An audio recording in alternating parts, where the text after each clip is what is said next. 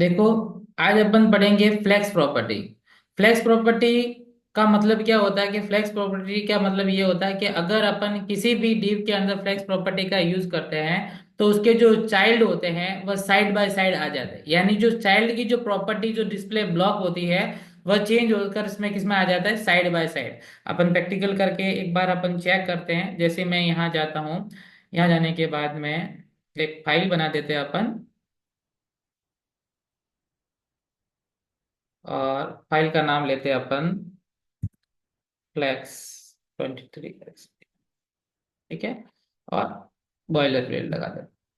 अब मान लेता हूँ कि मैं फ्लैक्स प्रॉपर्टी का यूज करता हूँ, तो सबसे पहले मैं क्या करता हूँ कि मेनू डिजाइन करता हूँ। इससे पहले मैं आपको ये बता देता हूँ कंटेनर, और कंटेनर के अंदर मैं एक क्या ले लेता हूँ, मैं एक रो ले कंटेनर ले लेता हूँ। उसके अंदर मैं क्या ले लेता हूँ, रो ले लेता हूँ।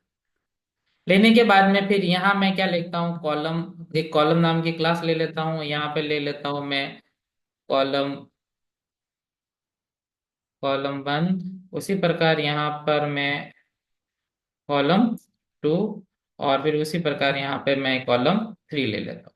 कॉलम वन टू और ये मैंने थ्री लिया। अब जैसे ही मैं इसको रन कराता हूँ, तो रन कराता हूं तो आप देखोगे कॉलम वन, कॉलम टू और कॉलम थ्री, ये क्या होता है, न्यू लाइन के अंदर आता है। ये भी कॉलम वन लिखने के बाद में वापस जैसे ही मैं दूसरा डिव लिया तो दूसरी लाइन में आ गया, तीसरा डिव लिया तो तीसरी लाइन में आया।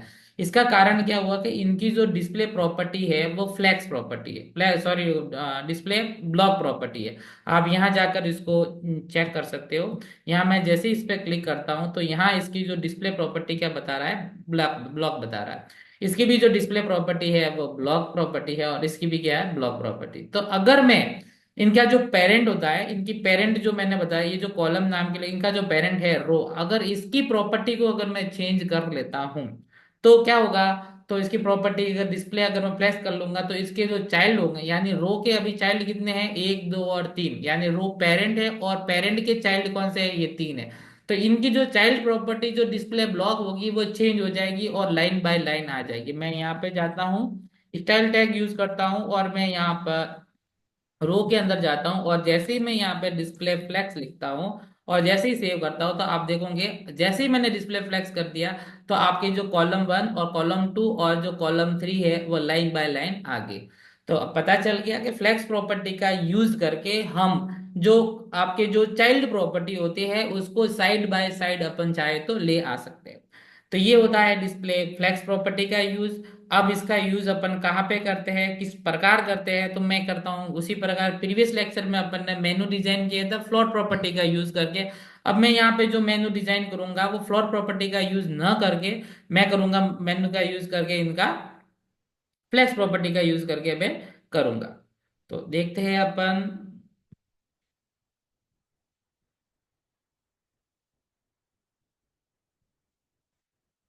एक पेंट ले लेता हूँ, 2 मिनट।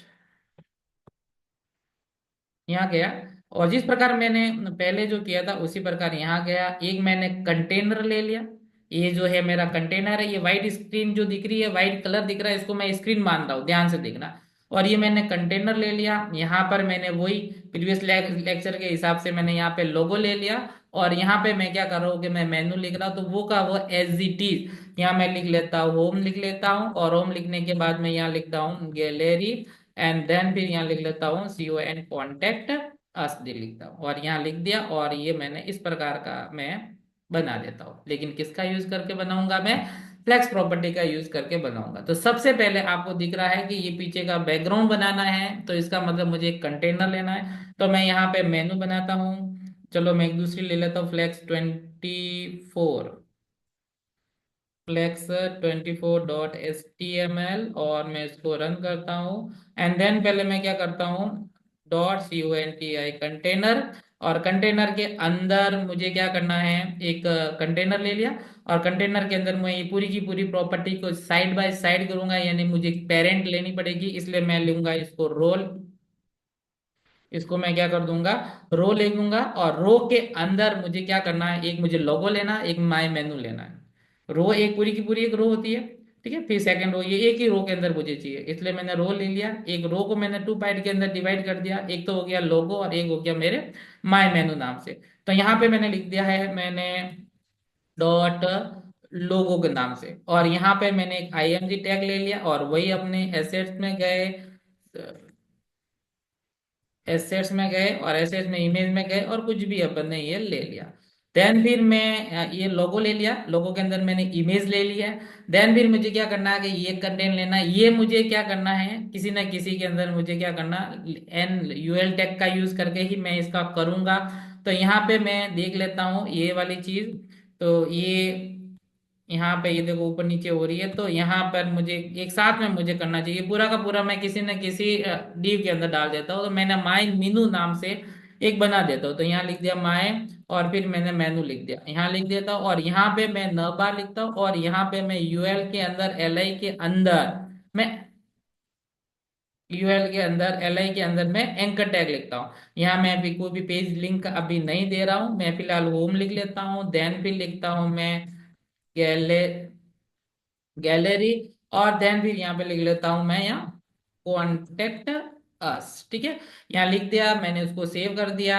अब मैं इसका अपना देख लेते हैं अपना इसका आउटपुट किस प्रकार का आता है। मैंने सीधी सी बात है, एक दिमाग के अंदर ये अपने इमेज ले रही है, इमेज आ रही है, और यहाँ पे जो मैंने होम गैलरी कॉन्टेक्ट ले, अब इसकी अपने सीएसएस बनाना अपन स्टाइल करेंगे।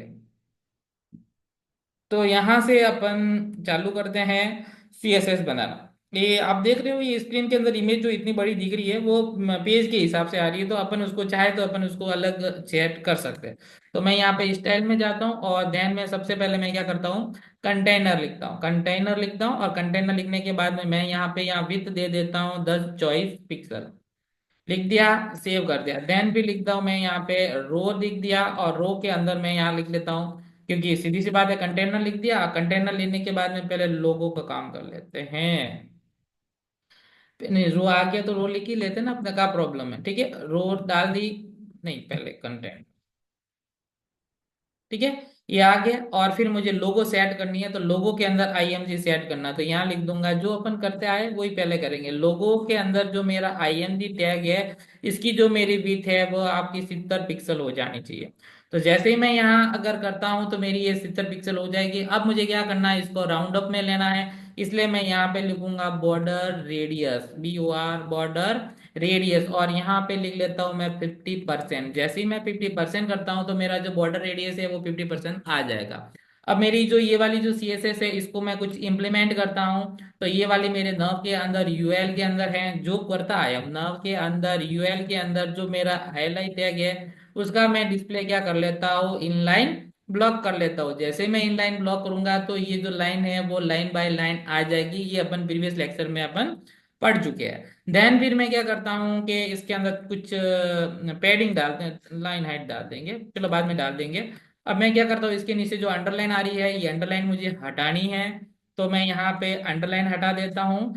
तो नव बार के अंदर मेरा जो यूएल टैग के अंदर LI के अंदर जो ये है, इसका मुझे टेक्स्ट डेकोरेशन मुझे क्या करना है, नन करना है। जैसे ही मैं नन करूंगा तो इसके नीचे जो मेरा जो टेक्स्ट डेकोरेशन जो लाइन आ रही थी वो एंकर टैग के वजह से आ रही थी, तो ये मेरी हट गई है।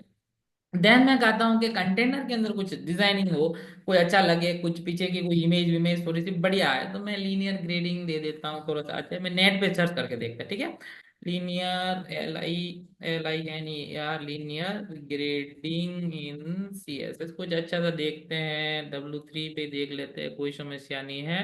यहाँ से ये थोड़ा ठीक लग रहा है, ठीक है। ये कलर कौन सा है यहाँ, ये वाला ठीक है, ठीक है, ये लीनियर ग्रेडिंग रेड और येलो ठीक है, ये वाला इससे भी बेटर दिखता है तो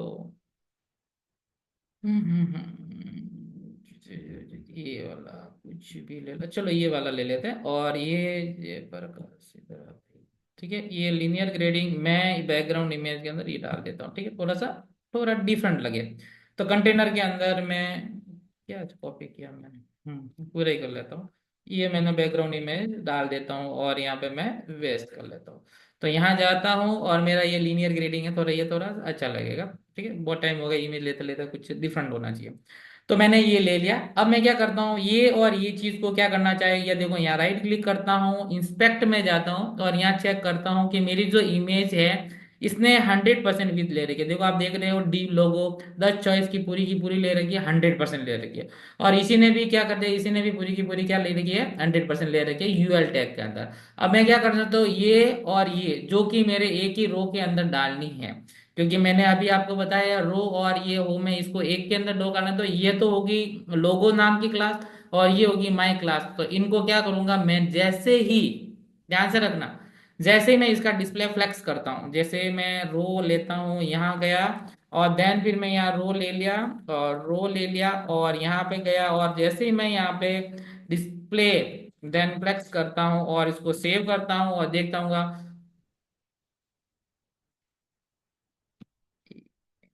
गलत डॉट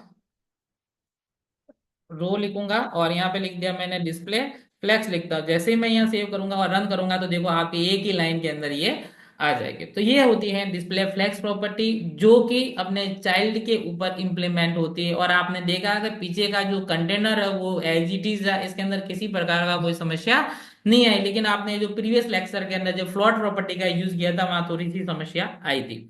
अब क्या होता है कि फ्लोट प्रॉपर्टी के अंदर एक और अच्छी सी प्रॉपर्टी आती है अपने फ्लेक्स प्रॉपर्टी के अंदर। आप अगर चाहते हो कि ये जो कंटेंट जो दिखाई दे रहे हैं, ये कंटेंट जो दिखाई दे रहे हैं ये वाली और ये, तो ये यहाँ यहाँ आ जानी चाहिए, यानी इसका ये मैंने अभी जो आपका जो कंटेनर को मैंने टू पार्ट के अंदर डिवाइड किया है, एक तो मैंने लोगो में किया है, एक मैंने माय मेनू में किया। मैं चाहता हूं कि लोगो और माय मेनू दोनों इलास्टिक की तरह रहे। इलास्टिक बोले तो कहने का रबड़ होता है ना, रबड़ अपन खींचते हैं, तो इधर वाला पोर्शन इस साइड में रहे और इधर वाला पोर्शन इस साइड, कैसे मैं बताता हूँ। जैसे मैं अगर इसकी प्रॉपर्टी है जस्टिफाई कंटेंट, अगर मैं ये लिखता हूँ स्पेस बिटवीन, बहुत अलग अलग प्रॉपर्टी आती है, स्पेस बिटवीन लिख देता हूँ। अगर मैं स्पेस बिटवीन लिखता हूं तो देखो ये स्पेस बिटवीन, बिटवीन का मतलब होता है ये जो प्रॉपर्टी है माय मेनू है और ये जो प्रॉपर्टी है लोगो, इनके मध्य स्पेस है, तो ऑटोमेटिकली ये क्या होगा, इलास्टिक इधर उधर खिसक गई और इधर जितना स्पेस लेफ्ट में लेना है लोगों ने लेफ्ट में ले लिया, और इधर वाला स्पेस जितना राइट में लेना है वो राइट में ले लिया। आपने एक चीज नोट की होगी कि ये सर ये स्क्रीन आपने 10 चॉइस की तो आधा कट रहा है, तो उसका भी इलाज मैंने बताया था। आप यदि चाहते हो तो ये, अब इसमें क्या देखिए समस्या आती है कि इसको मैं देखो मिनिमाइज करूंगा, ये ऐसी प्रकार से देखो तो देखा कट रहा है। तो आप ऐसे करो ना, इसकी जगह मैंने आपको कहा भी है कि इसकी जगह आप क्या कर दो, विथ कर दो, आप 100% कर दो, ताकि जितनी स्क्रीन दिखाई दे रही है उतनी हिसाब से आ जाएगी। तो देखो यहाँ जिस जैसी स्क्रीन होगी वैसे आपका ये आ जाएगा। अब मैं क्या करता हूँ कि ये जो मेरा होम गैलरी कॉन्टेक्ट है ये थोड़ा सा अपने क्या होना चाहिए, लेफ्ट की और हल्का सा मूव होना चाहिए। तो मैं यहाँ पे अगर चाहूँ तो एल आई टैग के अंदर, अगर चाहूँ तो एल आई टैग के अंदर मैं जो लिस्ट आइटम के अंदर जो डेटा है इसके अंदर अगर मैं चाहूँ तो थोड़ी सी पेडिंग, जो कि किस साइड में आनी चाहिए, मेरे राइट साइड में आनी चाहिए। तो मैं चाहूँ तो यहाँ पेडिंग ज्यादा नहीं, तो मैं 5 पिक्सल दे देता हूँ। जब 5 पिक्सल लिखता हूँ और रेट करता हूँ तो देखो थोड़ा सा, देखो हर लाइन के अंदर थोड़ा सा आ गया। 5 की जगह अगर मैं 15 कर लेता हूँ तो ये इस प्रकार का आ जाएगा। अब मैं चाहता हूँ कि इसके अंदर कुछ कलर चेंज होना चाहिए, तो अगर मैं यहाँ कलर दूंगा तो देखो आ रहा है कि नहीं आ रहा। देखो मैं कलर यहाँ रेड देता हूँ, सेव करता हूँ, देखो नहीं आ रहा है। क्यों नहीं आ रहा है कि ये एल आई ए के अंदर पड़ा, तो मैं यहाँ यहाँ कर दूंगा और यहाँ कर दूंगा तो ए आ जाएगा। तो इसकी जगह मैं कलर में कुछ डिफरेंट अगर लेना चाहूँ, जैसा आप लेना चाहो आपके ऊपर है, तो मैंने ये रेड थोड़ा सा गहरा ले लिया था, इस प्रकार आ गया। तो ये जो मेरी जो प्रॉपर्टी है फ्लेक्स प्रॉपर्टी के द्वारा मैंने इसको क्या डिजाइन किया। आप चाहो तो इसके अंदर एक बीच में अगर नाम अगर स्पेसिफाई करना चाहते हो तो भी नाम भी आप कर सकते हो। इसी प्रकार एक प्रॉपर्टी और आती है स्पेस बिटवीन भी आती है, एक और आती है प्रॉपर्टी तो बहुत है, जस्टिफाई कंटेंट की कोई एक नहीं है। स्पेस बिटवीन, स्पेस अगर अराउंड अगर करता हूँ तो अराउंड का मतलब होता है चारों और जो जगह होता है इसके अराउंड, जितनी भी जगह ले रहा है इसके अराउंड, तो ये स्पेस अराउंड आता है। तो ये भी प्रॉपर्टी होती है। फ्लैक्स एंड होती है, फ्लैक्स स्टार्ट होती है। आप यहाँ जाकर आप थोड़ा सा और अच्छी तरह से आप कर सकते हो फ्लैक्स प्रॉपर्टी, ठीक है, इन सीएसएस। आप थोड़ा सा यहाँ जाओगे, इसको और डीप में अगर आप पढ़ना है तो डेवलपर मॉडल डॉट कॉम के अंदर यहाँ आपको फ्लैक्स प्रॉपर्टी है वो अच्छी तरह से आपको समझ में आ जाएगी, और यहाँ एक एक करके आप इंप्लीमेंट कर सकते हो। ये फ्लैक्स प्रॉपर्टी दे रखी है, ये वाली फ्लैक्स प्रॉपर्टी है, ठीक है। तो यहाँ जाकर आप फ्लैक्स बेसिस है, फ्लैक्स डायरेक्शन है, फ्लैक्स रो है, ग्रो है, सिंक है, यहाँ जाकर आप अलग अलग अलग कर सकते हो और एक अलग अलग इंप्लीमेंट आप कर सकते हो। तो इसी प्रकार अगर मैं ये ज्यादा यूज नहीं करके मैं ये करना चाहिए, इसकी जगह मार्जिन ऑटो लेफ्ट का यूज करके भी आप चाहो तो कर सकता। देन अगर मैंने, अगर अब मैं यहाँ पर अगर कोई भी अगर कंटेंट लिखता हूँ, यहाँ पे हेडर हो गया। हेडर होने के बाद,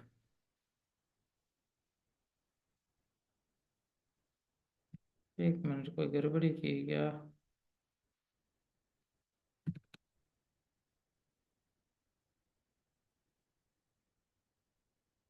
सही तो है सब।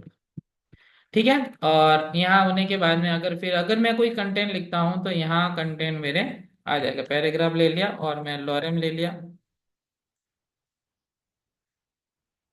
ये ले लिया और मैं इसको सेव कर लेता हूँ। तो ये देखो न्यू लाइन के अंदर आ गए। ठीक है। आज के लिए फ्लेक्स प्रॉपर्टी इतना ही है। अगर कोई आपको डाउट है तो आप मुझे कमेंट सेक्शन में आप जरूर करें।